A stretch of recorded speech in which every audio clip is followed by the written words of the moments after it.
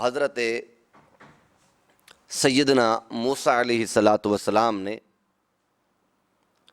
اللہ کی بارگاہ میں عرض کی، اے مالک دو جہاں، آپ نے مجھے کیوں چنا ہے؟ تیری اتنی مخلوقات ہے تو میرے سر پر نبوت کا تاج کیوں رکھا ہے؟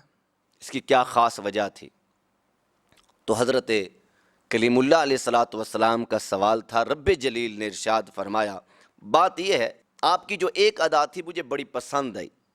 کلیم اللہ علیہ الصلاۃ والسلام کی دل میں اشتیاق پیدا ہوا۔ اگر آپ کو کوئی کہتا ہے کہ آپ کی فلاں عادت مجھے بڑی پسند ہے یا فلاں چیز بڑی پسند ہے، دل میں تمنا اٹھتی ہے، خواہش پیدا ہوتی ہے کہ کون سی ہوگی؟ پوچھتے ہیں، اگر نہ بتائی جائے تو بار بار پوچھا جاتا ہے۔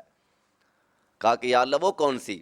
فرمایا کہ آپ جب حضرت شعیب علیہ الصلاۃ والسلام کی بکریاں چرایا کرتے تھے تو ایک بکری بھاگ گئی اور پہاڑ پر چڑھ گئی، آپ بھی پیچھے تھے، وہ دوڑتی رہی، آپ بھی پیچھے دوڑتے رہے، بکری نے بڑا تنگ کیا۔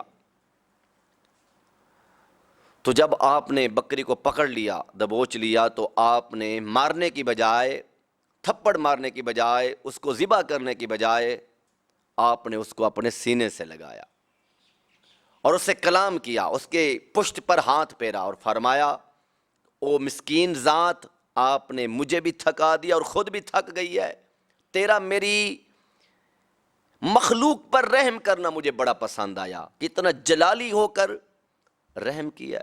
بندہ غصے والا ہو اور کسی کو معاف کر دے، اپنی بیوی پر، اپنی اولاد پر، اپنے ہمسائے پر، کسی پر رحم کر دے تو اللہ تعالیٰ کو یہ بات بہت پسند ہے کہ غصہ پی جائے اور معاف کر دے، کسی کی غلطی کو معاف کر دے۔